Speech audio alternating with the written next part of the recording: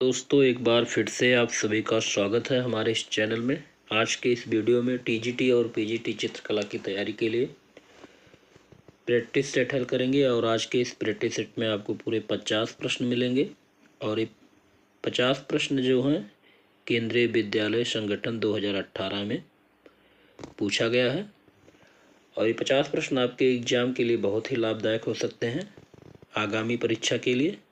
तो चलिए आज के इन प्रश्नों को हल करते हैं।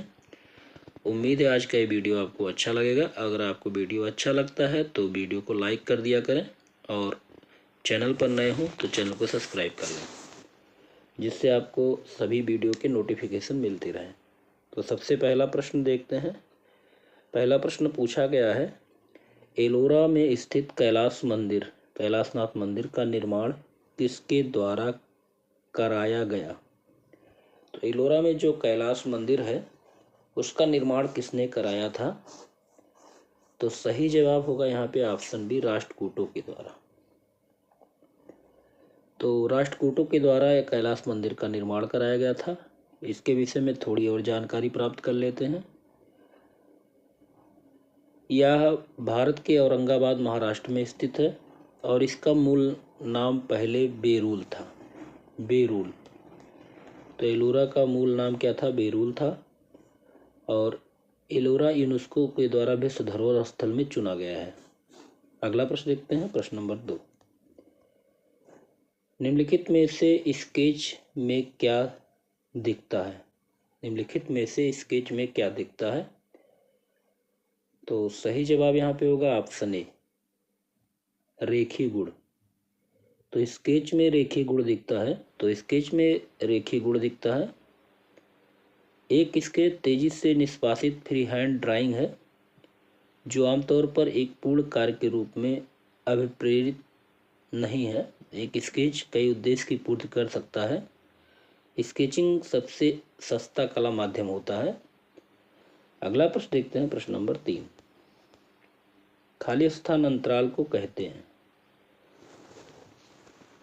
तो सही जवाब यहाँ पे होगा ऑप्शन सी, क्षेत्र। अंतराल क्षेत्र को कहते हैं। अंतराल चित्रकला का सबसे महत्वपूर्ण तत्व है। इसके बिना चित्र रचना संभव नहीं होता है। अगला प्रश्न देखते हैं, प्रश्न नंबर 4। किस राजा के संरक्षण में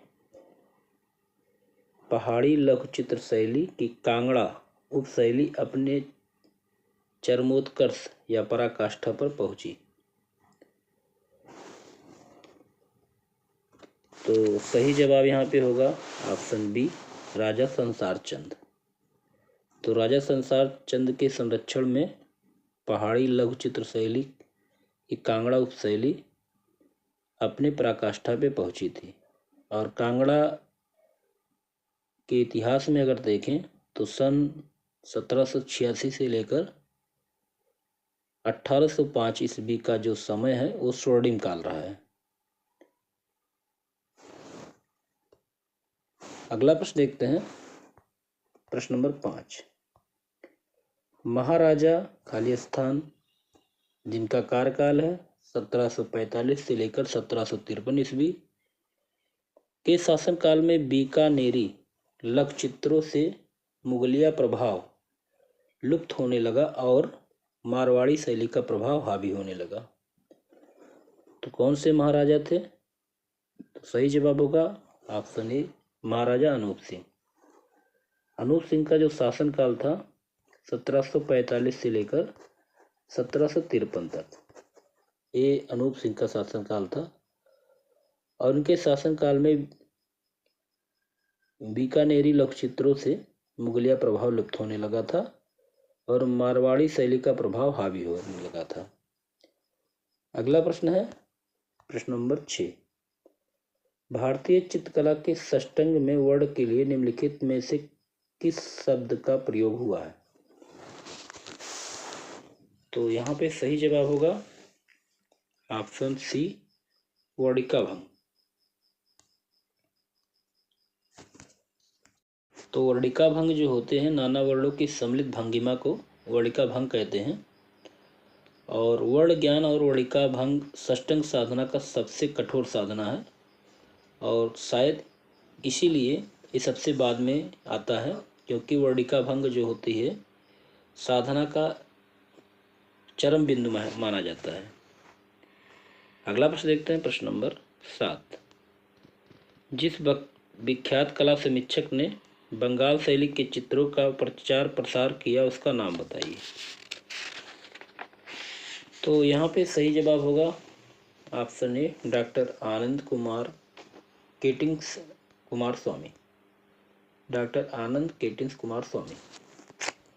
तो डॉक्टर आनंद कुमार स्वामी एक विख्यात कला समीक्षक थे जिन्होंने बंगाल शैली के चित्रों का प्रचार किया और इन्होंने रविन्द्रनाथ और उनके शिष्यों के तत्कालीन कला प्रयोगों की सराहना करते हुए स्वीकारा कि इन कलाकारों ने भारतीय कलात्मकता को पुनर्जीवित किया था। अगला प्रश्न देखते हैं, विश्व प्रसिद्ध ताजमहल का निर्माण अधिकांशतः किससे किया गया है? सही जवाब होगा ऑप्शन सी, मार्बल संगमरमर से। तो ताजमहल का निर्माण संगमरमर से किया गया था और इसके विषय में महत्वपूर्ण जानकारी प्राप्त कर लेते हैं। 1983 ईस्वी को ताजमहल यूनेस्को के विश्व धरोहर में चुना गया था। तो यूनेस्को के विश्व धरोहर में 1983 में इसका स्थान रखा गया था। अगला देखते हैं, अगला प्रश्न है प्रश्न नंबर 9। प्रसिद्ध समकालीन आधुनिक भारतीय छापा चित्र देवी किसके द्वारा बनाया गया था?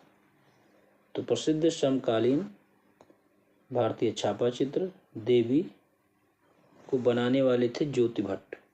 ऑप्शन सी यहाँ पे सही होगा। और इस चित्र के विषय में जान लेते हैं कुछ महत्वपूर्ण बातें। ये चित्र एचिंग तकनीक में पीतल प्लेट माध्यम से बनाया गया है, जो कि वर्तमान में राष्ट्रीय आधुनिक कला संग्रहालय नई दिल्ली में स्थित है। तो देवी चित्र बनाने वाले कौन है? ज्योति भट्ट हैं। अगला प्रश्न देखते हैं, प्रश्न नंबर 10। लोथल से प्राप्त कलाकृतियाँ किस काल की हैं?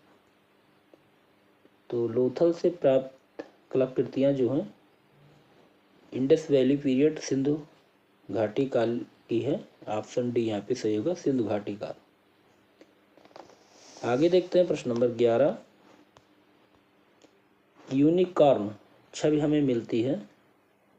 तो यूनिकॉर्न छवि हमें सिंधु घाटी की मोहरों से मिलती हैं। ऑप्शन ए यहाँ पे सही होगा। अगला प्रश्न है प्रश्न नंबर 12। रंग क्या होता है? तो सही जवाब होगा ऑप्शन बी, प्रकाश का गुण। तो रंग प्रकाश का गुण है।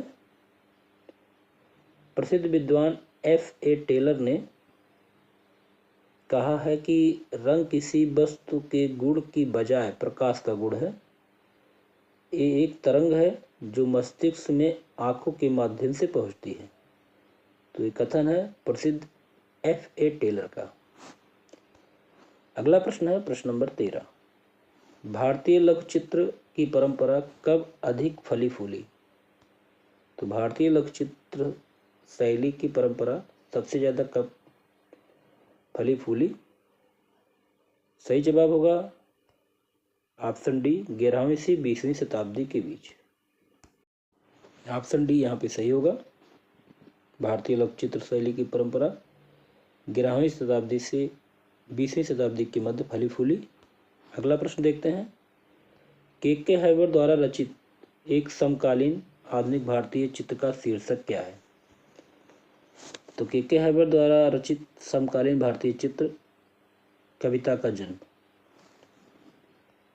वर्थ ऑफ पोएट्री है और इसको के हैबर ने 1966 ईस्वी में कैनवास पर तैल रंग में बनाया था। कैनवास पर तैल रंग में बनाया हुआ है और ये वर्तमान में राष्ट्रीय आधुनिक कला दीर्घा नई दिल्ली में संग्रहित है। तो के हैबर द्वारा रचित एक समकालीन भारतीय चित्र का शीर्षक है कविता का जन्म, जो कि 1966 में बना हुआ था और ये कैनवास पर तैल रंग से बनाया गया है और राष्ट्रीय आधुनिक कला दीर्घा नई दिल्ली में संग्रहित है। अगला प्रश्न देखते हैं, निम्नलिखित में से किसका रूपप्रद कलाओं से संबंध नहीं है? तो यहाँ पे रूपप्रद कलाओं से संबंध नहीं है स्वर का, तो स्वर का रूपप्रद से कोई भी संबंध नहीं है। अगला प्रश्न देखते हैं, प्रश्न नंबर 16, प्राचीन भारतीय षष्टांग में अनुपात के लिए निम्नलिखित में से किस शब्द का प्रयोग किया गया है? अनुपात के लिए प्रमाण शब्द का प्रयोग किया गया है। ऑप्शन बी यहाँ पे सही होगा। प्रमाण का अर्थ आकृतियों का ठीक ज्ञान होता है और इसे संबद्धता का सिद्धांत भी कहा जाता है। याद किए रहिएगा, इसे संबद्धता का सिद्धांत भी कहते हैं।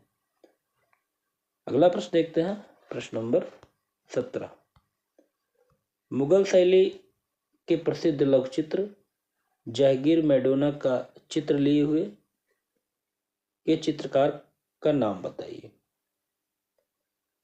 तो यहाँ पे सही जवाब होगा ऑप्शन बी अबुल हसन।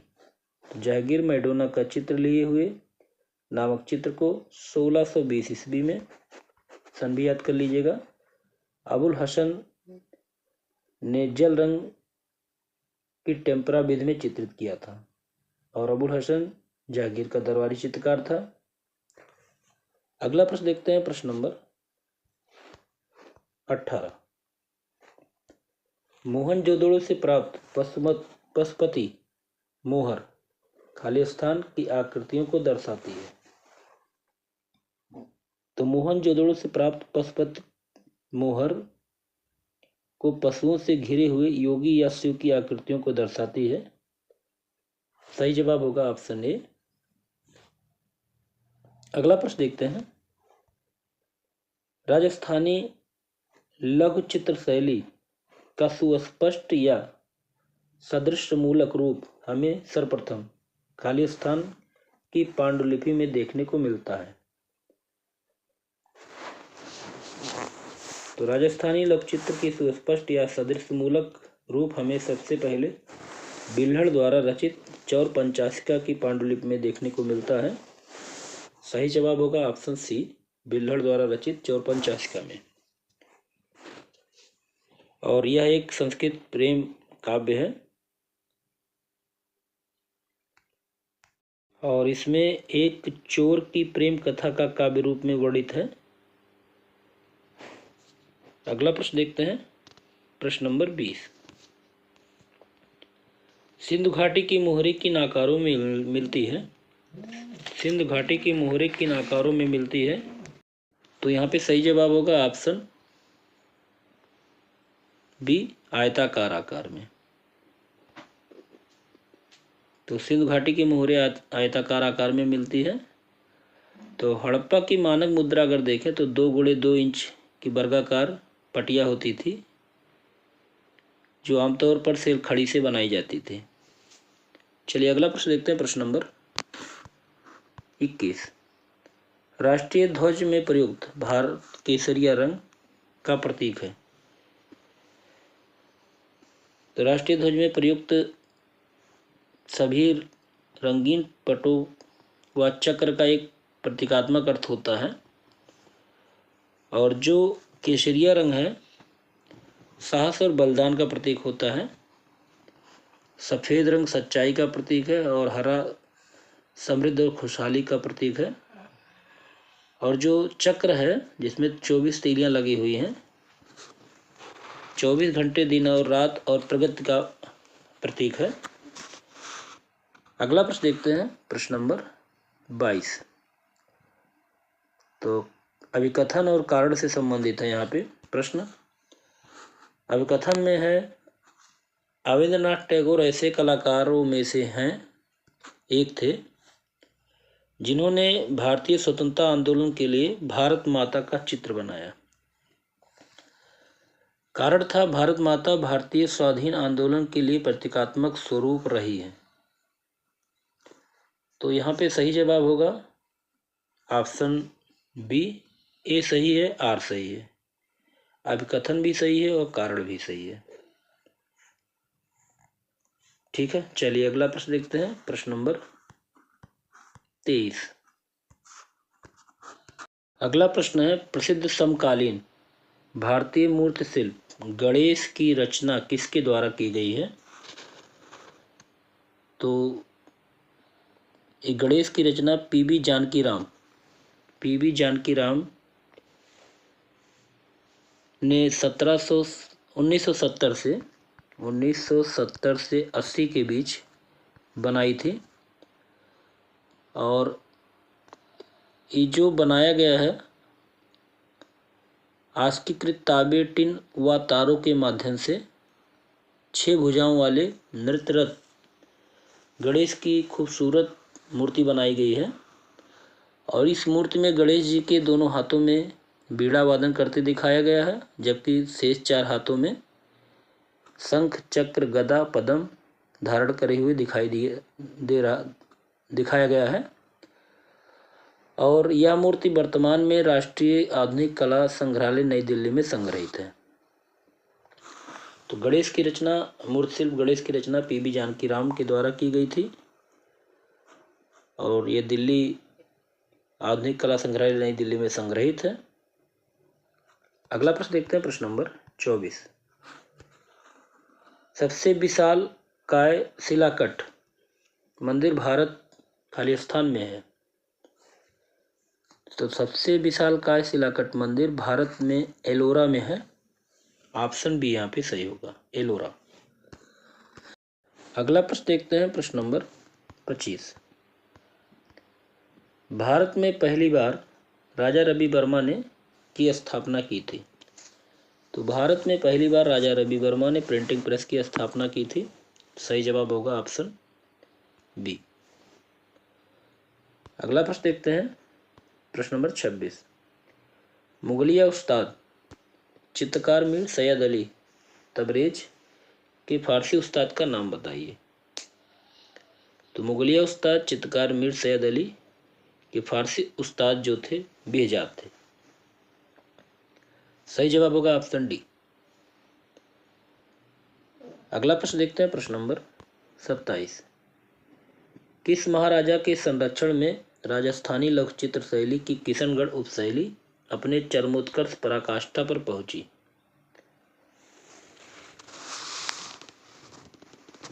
तो यहाँ पे सही जवाब होगा ऑप्शन डी, सावंत सिंह। अगला प्रश्न देखते हैं। एलोरा की गुफाएं खालिस्तान के स्थित है। एलोरा की गुफाएं जो हैं अजंता गुफाएं के निकट स्थित है। ठीक है। अगला प्रश्न देखते हैं। प्रश्न नंबर 29। सिंधु घाटी से प्राप्त अलंकृत मृदभांडों पर बने अलंकरण आकार में बने होते हैं। तो ज्यामितीय आकार में बने होते हैं। ऑप्शन ए यहाँ पे सही होगा। तो सिंधु घाटी से प्राप्त अलंकृत मृदभांडों पर बने अलंकरण ज्यामितीय आकारों में बने होते थे। अगला प्रश्न देखते हैं। प्रश्न नंबर 30। बीजापुर का प्रसिद्ध गोल गुंबद वर्तमान में किस राज्य में स्थित है? तो गोल गुंबद वर्तमान में कर्नाटक में स्थित है। ऑप्शन बी यहाँ पे सही होगा। अगला प्रश्न देखते हैं। छापा कलाकार को मरणोपरांत पद्म भूषण उपाधि से अलंकृत किया गया था। निम्नलिखित में से किसका नाम, उसका नाम बताइए। तो यहाँ पे सही जवाब होगा सोमनाथ होर। ऑप्शन बी सही होगा। सोमनाथ होर को 2007 सन भी याद कर लीजिएगा। 2007 में भारत सरकार ने मरणोपरांत पद्म भूषण उपाधि से अलंकृत किया था। अगला प्रश्न देखते हैं। सिंधु घाटी सभ्यता किस काल से संबंधित है? सिंधु घाटी सभ्यता जो है आदि ऐतिहासिक काल से संबंधित है। ऑप्शन सी यहाँ पे सही होगा, आदि ऐतिहासिक काल। अगला प्रश्न देखते हैं। कंदरिया महादेव मंदिर इनमें से किसको समर्पित है? तो कंदरिया महादेव मंदिर जो है भगवान शिव को समर्पित है। ऑप्शन डी यहाँ पे सही होगा। कंदरिया महादेव मंदिर खजुराहो के मंदिर का सबसे बड़ा और ऊंचा कलात्मक मंदिर है। आगे देखते हैं, अगला प्रश्न है प्रश्न नंबर 34। एक इंद्रधनुष में खाली स्थान रंग होते हैं। तो एक इंद्रधनुष में जो होते हैं 7 रंग होते हैं। ऑप्शन बी यहाँ पे सही होगा, 7 रंग। अगला प्रश्न है, विख्यात कला इतिहासकार और कला समीक्षक आनंद एटिंग्स कुमार स्वामी को खाली स्थान चित्रों का प्रवर्तक विद्वान माना जाता है। तो सही जवाब होगा ऑप्शन बी, राजस्थानी। तो कला इतिहासकार और कला समीक्षक आनंद कुमार स्वामी को राजस्थानी चित्रों का प्रवर्तक भी माना जाता है।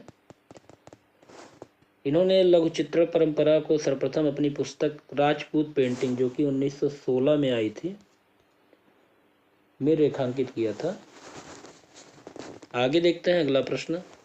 अगला प्रश्न है, बंगाल चित्र शैली के प्रवर्तक चित्रकार कौन थे? तो बंगाल चित्र शैली के प्रवर्तक चित्रकार अवनींद्रनाथ टैगोर थे। ऑप्शन सी यहाँ पे सही होगा, अवनींद्रनाथ टैगोर। अगला प्रश्न देखते हैं, चोल काल में ठोस धातु की ढलाई के लिए इनमें से कौन सी विधि उपयोग में लाई गई? तो चोल काल में ठोस धातु की ढलाई के लिए मोम निकालने की प्रवृत्ति विधि उपयोग में लाई जाती थी। सही जवाब होगा ऑप्शन बी, मोम निकालने की प्रक्रिया। आगे देखते हैं, अगला प्रश्न हमारे बीच है, मुगल शैली के चित्रकार अबुल हसन द्वारा बनाए गए लघु चित्र का शीर्षक बताइए। तो सही जवाब होगा ऑप्शन बी, जहांगीर मैडोना का चित्र लिए हुए। यह चित्र 1620 ईस्वी में अबुल हसन ने जल रंग की टेम्परा विधि में चित्रित किया था। याद भी कर लीजिएगा, 1620 ईस्वी। आगे देखते हैं अगला प्रश्न, अजंता की गुफा संख्या 26 में बनी महापरिनिर्वाण मूर्ति बुद्ध के जीवन के किस घटना से संबंधित है? सही जवाब होगा ऑप्शन डी, मृत्यु। तो अजंता की गुफा संख्या 26 में बनी महापरिनिर्वाण मूर्ति बुद्ध के जीवन के मृत्यु संबंधी घटना से संबंधित है। आगे देखते हैं, अगला प्रश्न है, शैल उत्कीर्ण रथ मंदिरों का निर्माण किससे हुआ है? तो शैल उत्कीर्ण रथ मंदिरों का निर्माण ग्रेनाइट पत्थर से हुआ है। सही जवाब ऑप्शन बी होगा। अगला प्रश्न देखते हैं, भारतीय राष्ट्रीय ध्वज में बना चक्र कहाँ से लिया गया है? तो भारतीय राष्ट्रीय ध्वज में जो बना चक्र है उत्तर प्रदेश के सारनाथ में स्थित अशोकीय स्तंभ का सिंह शीर्ष है। और ये चक्र जो होता है इसका प्रतीक है धर्म चक्र। अगला प्रश्न देखते हैं, किस लघु चित्र में दैदीप्यमान आभायुक्त रंगों का गहरी सुसंगत के विरोध में प्रयोग हुआ है और ये आकारों की निश्चित बाह्य रेखाओं के भीतर सपाट रूप से लगाए गए हैं? सही जवाब होगा ऑप्शन डी, राजस्थानी शैली में।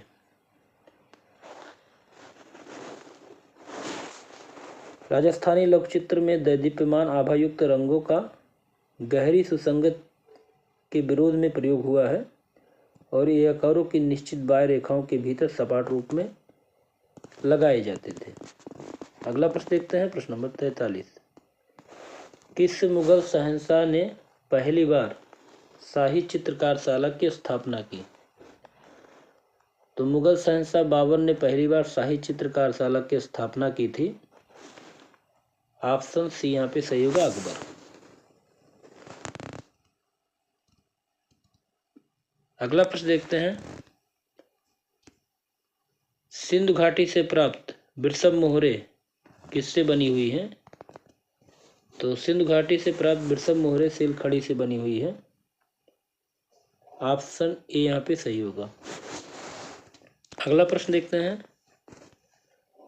प्रसिद्ध समकालीन आधुनिक भारतीय मूर्ति शिल्प खड़ी हुई स्त्री किससे बना हुआ है? तो सही जवाब होगा यहाँ पे ऑप्शन सी, कांसे से। तो प्रसिद्ध समकालीन आधुनिक भारतीय मूर्ति शिल्प खड़ी हुई स्त्री कांसे से बनी हुई है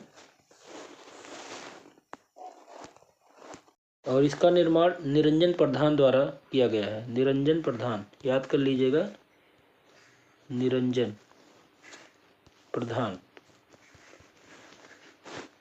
अगला प्रश्न देखते हैं, प्रश्न नंबर 46। उस्ताद खालिस्तान द्वारा विकसित चित्रण शैली राजस्थानी लघु चित्र शैली की बीकानेर उपशैली की प्रमाणक छाप बन गई। तो रुकनुद्दीन, ऑप्शन सी यहाँ पे सही होगा। तो उस्ताद रुकनुद्दीन द्वारा विकसित चित्रण शैली राजस्थानी लघु चित्र शैली की बीकानेर उपशैली की प्रमाणिक छाप बन गई थी। अगला प्रश्न देखते हैं। मुगल लघु चित्र का क्षेत्रीय रूप प्रांतीय मुगल अवध वर्तमान के स्थान से संबंध रखता है। तो मुगल लघु चित्र का क्षेत्रीय रूप प्रांतीय मुगल अवध वर्तमान के लखनऊ स्थान से संबंध रखता है। ऑप्शन डी यहाँ पे सही होगा, लखनऊ। अगला प्रश्न देखते हैं। हड़प्पा से प्राप्त मूर्ति शिल्प पुरुष धड़ किससे बना हुआ है? तो हड़प्पा से प्राप्त मूर्ति शिल्प पुरुष धड़ की मूर्ति जो है वो लाल बलुआ पत्थर से बनी हुई है। ऑप्शन यहाँ पे सही होगा बी, लाल चूने पत्थर। अगला देखते हैं, प्रश्न नंबर 49। किस मुगल शहंशाह के संरक्षण में मुगल लघु चित्र शैली के प्रसिद्ध चित्रकार मिस्किन ने कार्य किया था? तो यहाँ पे सही जवाब ऑप्शन सी और डी दोनों हो सकते हैं, क्योंकि अकबर और जहांगीर दोनों शासकों के शासनकाल में प्रसिद्ध चित्रकार मिस्किन ने कार्य किया था। और मिस्किन का जो है महत्वपूर्ण जो चित्र है गोवर्धन पर्वत उठाए हुए गोवर्धनधारी कृष्ण, ये मिस्किन का प्रसिद्ध चित्र था। अगला प्रश्न देखते हैं, प्रश्न नंबर 50 और इस वीडियो का लास्ट प्रश्न है। खालिस्तान मुगल लघु चित्र शैली के प्रसिद्ध चित्रकार उस्ताद मंसूर मुगल शहंशाह खालिस्तान के शासनकाल से संबंध रखते थे। तो मुगल लघु चित्र शैली के प्रसिद्ध चित्रकार उस्ताद मंसूर मुगल शहंशाह जहांगीर के शासनकाल से संबंधित थे और मंसूर पशु पक्षी और वनस्पतियों के चित्रण में सिद्धहस्त थे। तो सही जवाब ऑप्शन बी होगा, जहांगीर। तो यहाँ पे आपके 50 प्रश्न पूरे होते हैं। उम्मीद है आज का वीडियो आपको अच्छा लगा होगा और अगर वीडियो आपको अच्छा लगता है तो वीडियो को लाइक कर दिया करें और अगर चैनल पर आप नए हो चैनल को सब्सक्राइब कर लें। अगले वीडियो में ऐसे प्रैक्टिस सेट्स के साथ फिर मिलते हैं। आप सभी का दिन शुभ हो, मंगल हो।